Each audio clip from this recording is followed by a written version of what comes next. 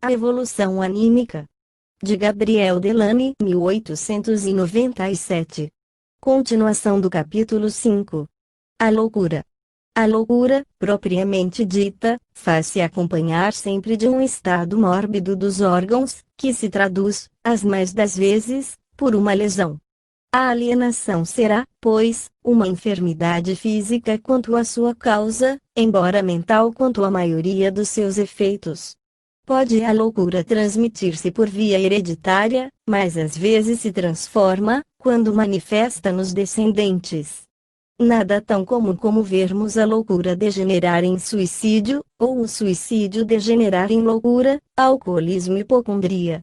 Um ourives, restabelecido do primeiro acesso de alienação mental causado pela Revolução de 1789, acabou suicidando-se. Mais tarde, a filha mais velha desse homem foi acometida de monomania e acabou demente.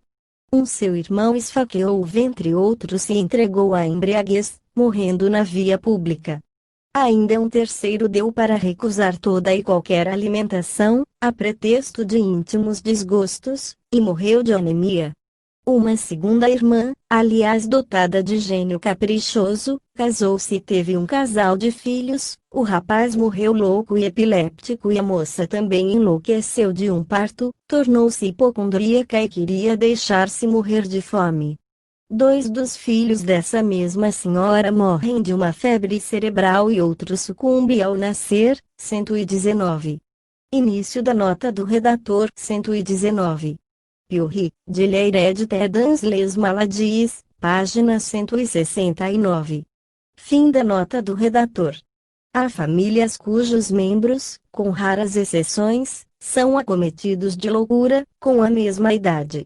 Toda a prole de uma nobre família hamburguesa tornou-se notável, depois que o bisavô, justamente conceituado pelos seus grandes talentos militares, enlouquecera aos 40 anos. Dele não restava mais que um rebento, militar também, ao qual o Senado proibiu casar-se. Isso não impediu que, ao atingir os 40 anos, perdesse a razão. Impossível percorrer, aqui, todos os casos de loucura.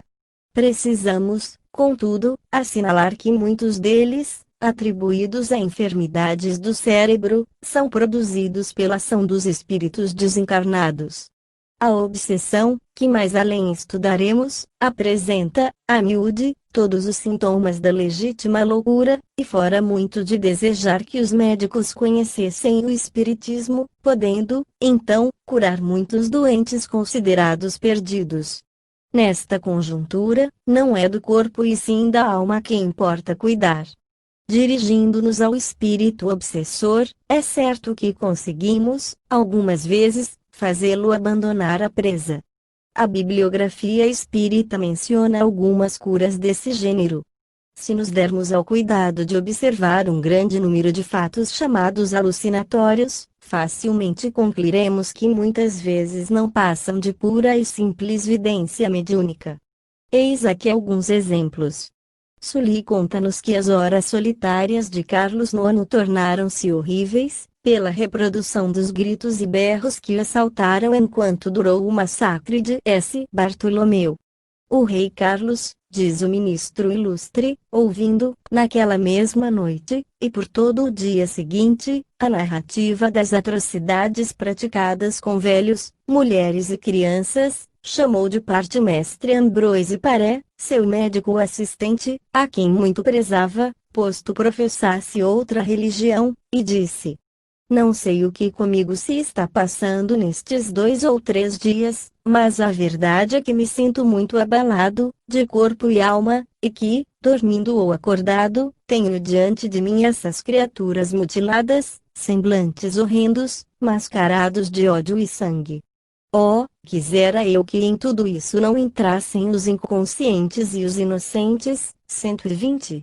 Início da nota do redator. 120. Sully, Memoirs, 1. Fim da nota do redator. Tudo faz crer ali estivessem, em torno do sanguinário rei, espíritos a clamar vingança. Outro fato da mesma natureza. 121. Início da nota do redator 121. Brière de Boismont, Des Hallucinations, página 425. Fim da nota do redator. O cirurgião Manoury, inimigo de Urbain Grandier, foi, aos 26 de abril de 1634, escolhido para examinar-se. De acordo com a declaração da Madre Abadessa, o acusado tinha algum ponto insensível no seu corpo. 122. Início da nota do redator 122. Sabemos que era esse um dos meios para reconhecer a possessão demoníaca. Fim da nota do redator. Manoury desempenhou-se da tarefa com a maior crueza. Não se pode imaginar, sem horror, os padecimentos e torturas infligidos à pobre vítima. Mas, o fato é que ele se arrependeu mais tarde da sua barbaridade, pois, certa noite em que regressava dos subúrbios, acompanhado do seu assistente, deteve-se de súbito e exclamou, sobressaltado: "Oh, ex-Grandier! Que queres tu?" E começou a tremer, a ponto de mal o poderem sustentar dois homens. Afinal, assim caminhando a custo, continuava a repelir o Grandier, como se o tivesse diante dos olhos. Nem no leito o terror se lhe desvaneceu e, durante os poucos dias de vida que lhe restaram, a situação em quase nada se modificou. Afinal, expirou como se estivesse vendo o Grandier e praguejando por afastá-lo. Não há que ver em tudo isto uma simples alucinação, e sim uma provável aparição. Mas, ainda bem que hoje não mais se usa trancafiar em manicômios os indivíduos que veem os espíritos. Abercrombie cita o caso de um médium vidente, que ele considera, é claro, um doente. Conheci, diz, um homem que sofreu de alucinação enquanto viveu. A coisa chegava ao ponto de encontrar na rua um amigo e não saber de pronto diferenciar se era uma entidade real ou um fantasma. Só depois de prestar muita atenção é que podia identificar uma diferença entre elas. Para isso, costumava corrigir a visão pelo tato e pela audição, atentando ao ruído dos passos. Este homem está no vigor da idade, é são de espírito, goza excelente saúde e está envolvido em muitos negócios. Citemos um último caso, que nos levará ao estudo da obsessão. Uma senhora, Olaven, fora acometida de grave enfermidade, sendo obrigada a desmamar a filhinha, apenas com 6 semanas de nascida. A moléstia começara por um desejo irresistível de estrangular a criancinha. Felizmente, o sinistro intento pôde ser conjurado a tempo. A seguir, declarou-se uma febre violenta, que, parece, lhe desvaneceu da mente o tenebroso desígnio, pois voltou a afagar a criancinha, quanto a mais desvelada das mães. Temos aqui, evidente, um caso de obsessão, pois é inadmissível que uma criatura, que sempre deu provas de acendrado amor materno, pudesse afagar a ideia de matar a filhinha inocente. O que podemos admitir é que, no estado de fraqueza e de enfermidade consequente ao parto, um mau espírito pudesse empolgá-la e sugerir-lhe o monstruoso atentado. Restabelecida, ela readquiriu sua liberdade moral e, portanto, os pendores naturais. Quando o corpo não goza saúde perfeita, isto é, quando as relações normais de alma e corpo se perturbam, a força vital pode exteriorizar-se parcialmente, dando aso a que espíritos malévolos e, sem embargo, conhecedores das leis fluídicas, disso tirem o seu partido. Assim, nesses casos peculiares, importa cuidar simultaneamente do corpo e da alma. E a cura será tanto mais rápida, quanto melhor conheçamos a natureza do mal. É com profundo sentimento de piedade que pensamos nas vítimas sem conta do fanatismo religioso da Idade Média. Os feiticeiros eram infelizes obsidiados, inconscientes e irresponsáveis, as mais das vezes levados a pagarem com a vida uma imaginária possessão demoníaca. Quando lemos, hoje, os requisitórios dos Bodins, dos Delancres, dos Deloyers, dos Del Rio, não podemos eludir a surpresa de tamanha estupidez. Entretanto, uma que outra vez é possível fixar fatos bem averiguados, que se não podiam produzir senão mediante a intervenção dos espíritos. As respostas em latim aos exorcistas, as levitações, eram frequentes, de permeio às crises da grande histeria. Hoje, a salpetriere guarda enfermos que seriam fatalmente queimados, se tivessem a desventura de ter nascido há 200 anos.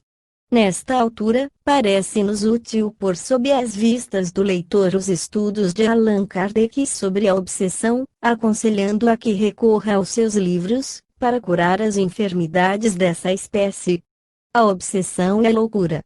Há que fazer rigorosas distinções entre a obsessão, a fascinação, a possessão e a loucura propriamente dita, que compreende a alucinação, a monomania, a mania, a demência e a idiotia. Só o Espiritismo permite estabelecer essas diferenças, que a ciência médica ainda não sancionou e que a levam, muitas vezes, a atribuir à loucura fatos que aberram do seu domínio. Allan Kardec, 123, definiu perfeitamente estas enfermidades espirituais, que dizem mais com a alma do que com o organismo material. Nosso intuito, aqui, é despertar a atenção para as condições físicas que acompanham essas turbações da inteligência. Início da nota do redator 123. Allan Kardec, O Livro dos Médiuns, segunda parte, capítulo 23. Fim da nota do redator. Ainda não sabemos se, nos casos de obsessão e possessão, inexiste uma desorganização cerebral, correspondente ao distúrbio moral. Somos, porém, levados a presumi-la, e isto porque tão íntimas são as relações da alma com o corpo, do perispírito com o sistema nervoso, que podemos, sem temor, afirmar que a todo e qualquer determinado estado físico venha corresponder um estado intelectual, e vice-versa. Mas, assim como entre a obsessão e subjugação integral podem existir todas as gradações, assim devem elas corresponder a desordens orgânicas no corpo, de começo pouco importantes, mas suscetíveis de se agravarem com o tempo, produzindo verdadeiras lesões cerebrais. Em O Livro dos Médiuns verifica-se que a subjugação, ou a obsessão simples, não são, a bem dizer, um estado consciencial. Trata-se, muito simplesmente, da intermissão e da imposição constante de um espírito a comunicar-se, a impedir que outros o façam, ou a substituir os evocados. Neste caso, o médium tem a noção do que se passa e fica obsediado, isto é, exausto. Quando atingimos a fascinação, o fenômeno acentua-se e as consequências tornam-se mais graves. O médium não se julga ludibriado, já não goza do seu livre-arbítrio integral, só obedece às injunções do espírito, é a hipnotização espiritual a exercer-se. Mercê da liberdade que o médium outorga ao espírito, pode este atuar intensamente sobre o perispírito dele, médium, e isso com tanto mais facilidade quanto já não encontra obstáculo, de vez que a vontade mediúnica se lhe rendeu complacente. Derivam daí as sugestões simples, que redundam no falseamento da razão e da imaginação do paciente. Compreende-se que, se tais sugestões forem frequentes e persistentes, acabem produzindo desordens no cérebro da criatura perseguida. Às vezes, são vários os espíritos que se agregam para atormentar a vítima, de sorte que, simplesmente obsidiada de começo, ela acaba realmente louca. Estranha-se, comumente, que almas desencarnadas possam assim empregar seu tempo em torturar os encarnados. Mas, basta lançar os olhos à Gazeta dos Tribunais para nos certificarmos de quanta baixeza é suscetível a humanidade.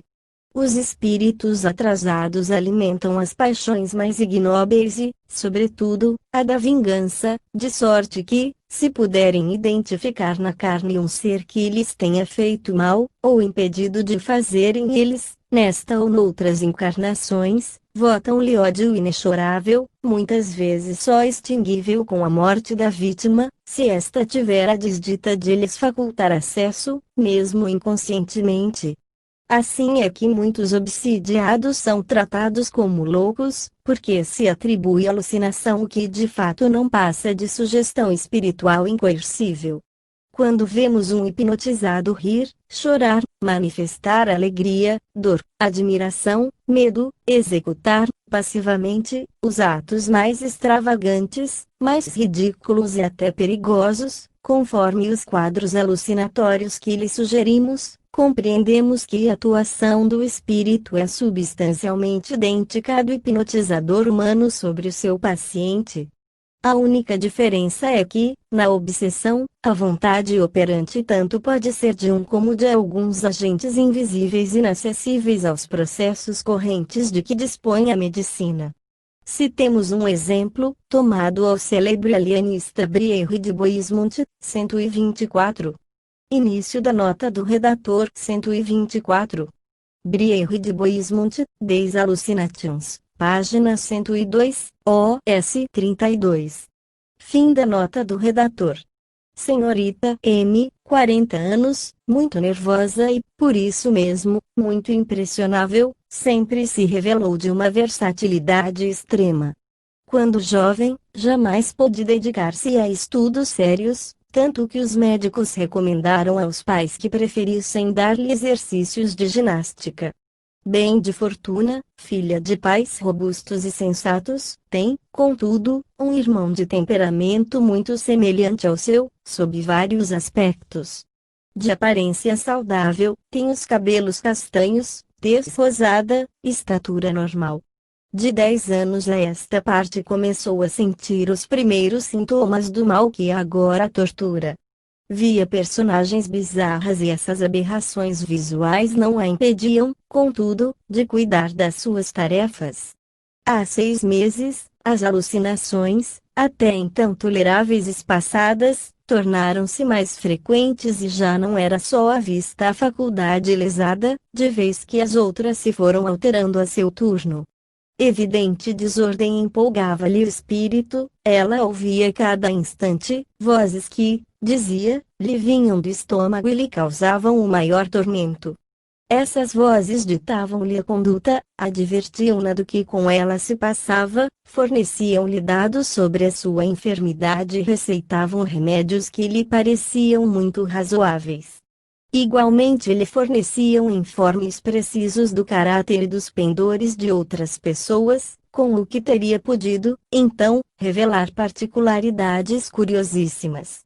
Ocasiões havia em que se exprimia em linguagem mais apurada, com termos escolhidos, que lhe não eram comuns. Essa abundância, fluência e riqueza verbal, elas devia às suas vozes, pois, quando falava por si mesma, fazia-o de modo muito simples. Muitas vezes, as vozes ocupavam-se de assuntos elevados, recaindo na geografia, na gramática, na oratória. E, o que mais é, repreendiam-na quando se exprimia mal, apontando-lhe as faltas cometidas. Essas vozes diziam-lhe as coisas mais estranhas. Um dia, convenceram-na de estar possessa, coisa estranha na verdade, porque não fora educada com ideias supersticiosas. E foi, então, procurar um padre que a exorcizasse.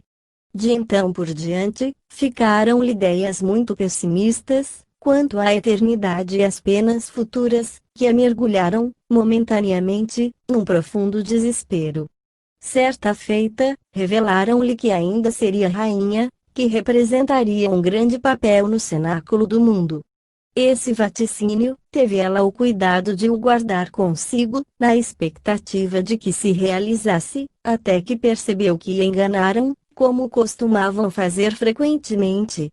Não raro, impingiam-lhe os discursos mais extravagantes, diziam-lhe gracejos e zombarias, até que passaram a inusitadas violências, corrompendo, quais arpias, tudo, quanto tocavam. Ordenaram-lhe que se afogasse, contudo, sentiu dentro em si uma força que a impediu de obedecer. Às vezes, tem visões singulares, o quarto enche-se de personagens de todos os matizes. Os alimentos têm para ela sabores nauseantes.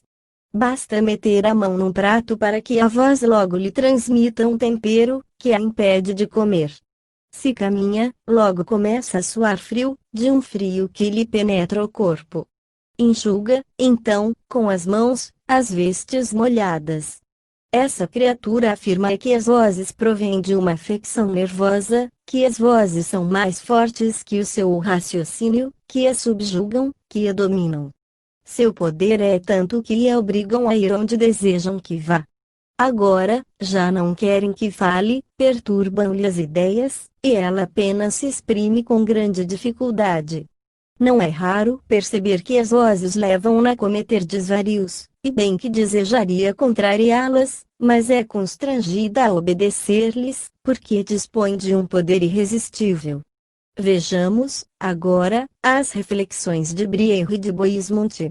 Um fato psicológico que não escapará, certo, à atenção dos observadores, é esta nova manifestação do princípio de dualidade, em virtude do qual essa enferma, acabrunhada pelas chalaças, zombarias, ameaças, projetos sinistros, prestes a ceder ao desespero, vê-se, de súbito, consolada com palavras de benevolência e animação.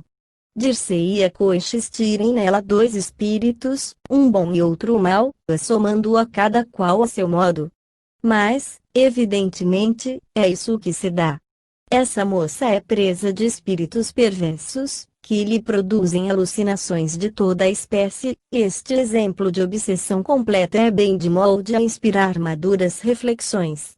Inicialmente, distúrbios de todas as sensações e, a seguir, a desordem do eu, a luta da inteligência com os sentidos revoltados, consciência momentânea das ilusões e, depois, a vitória dessas mesmas ilusões, engrenamento da vontade, a debater-se com a força que a empolga.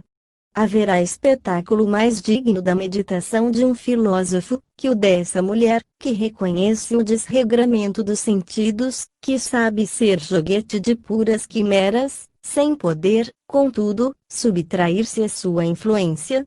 100 vezes ludibriada e persuadida de que o será sempre, não deixa, por isso, de fazer o que as vozes lhe ordenam, indo a toda parte onde elas mandam.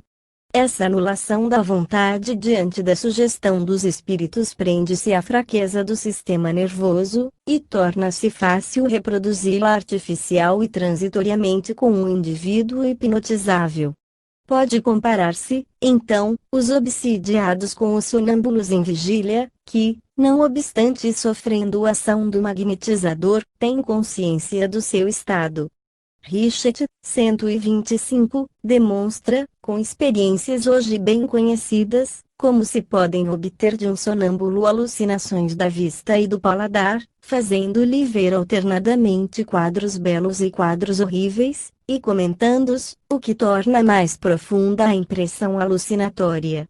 De ver-se como eles se interessam e utilizam as aventuras dos heróis descritos, de molde a ficarem violentamente impressionados. Choram ou riem, conforme a narrativa seja triste ou alegre, anulando-se-lhes, em suma, o império das suas ideias pessoais.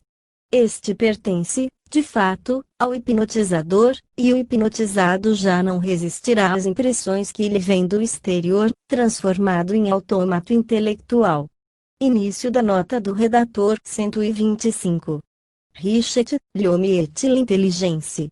Do sonambulismo e provoqué. Fim da nota do redator. O mais notável é que alguns indivíduos têm consciência do seu estado, se bem que incapazes de o modificarem. Eis um exemplo a mais, tirado de Richet, 126. Início da nota do redator 126. Richet, obra citada, nota 3, de l'automatisme, página 517. Fim da nota do redator.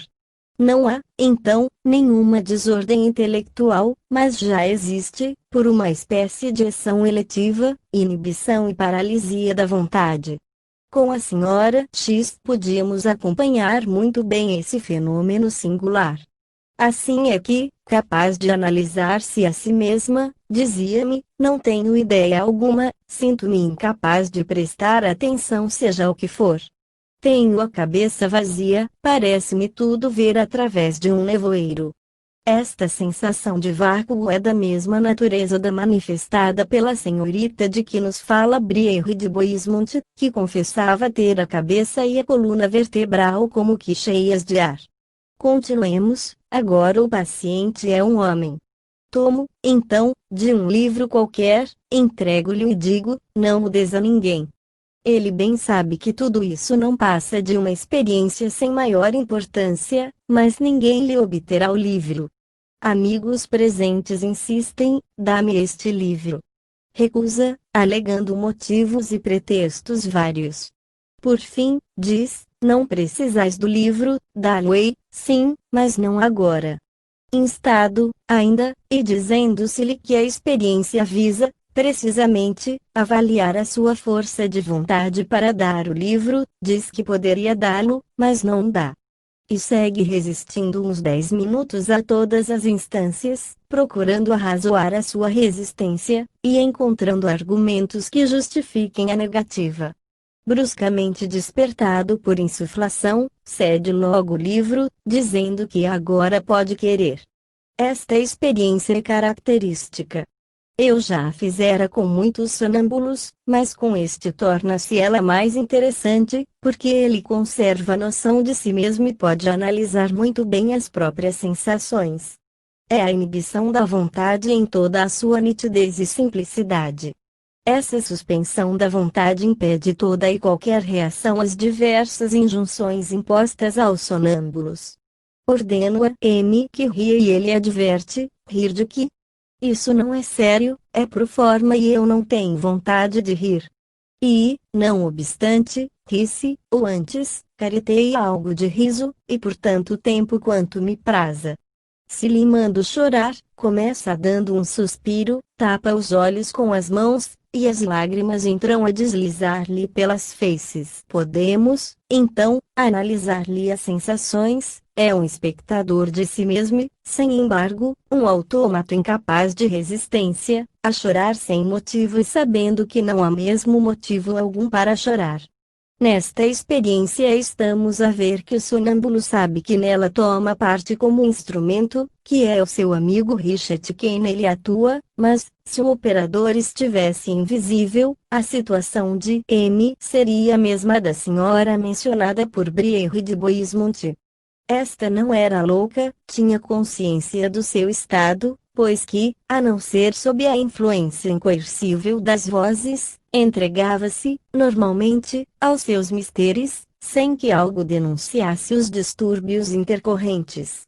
Durante 10 anos nesse estado patológico, diz o autor, a enferma não deixou de ocupar-se com os seus negócios, chegou mesmo a administrar seus bens, cumpriu todos os deveres sociais e, ainda que depois desse tempo as vozes não lhe facultassem um instante de repouso, em nada alterou seus hábitos. Compreendeu, apenas, de um modo intuitivo, que a razão lhe fugia e procurava, nos avisos e conselhos impossíveis de executar, um alívio para os seus males. Eis como o Espiritismo oferece uma explicação lógica de certos estados da alma, averbados de loucura e que, absolutamente, nada têm de comum com as falsas percepções e com as perturbações cerebrais, porque se prendem a uma certa ação análoga da sugestão hipnótica, cuja causa há que procurarmos no mundo espiritual. O que torna assaz difícil distinguir a loucura da obsessão é que os sentidos são suscetíveis de alucinação consequente a desordens do sistema nervoso, independente de uma intervenção externa e ostensiva.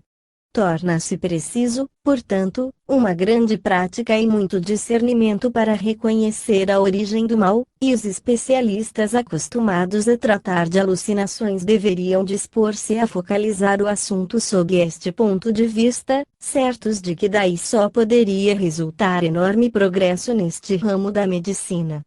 Na subjugação, antigamente chamada possessão, 127, o domínio do espírito é completo. O subjugado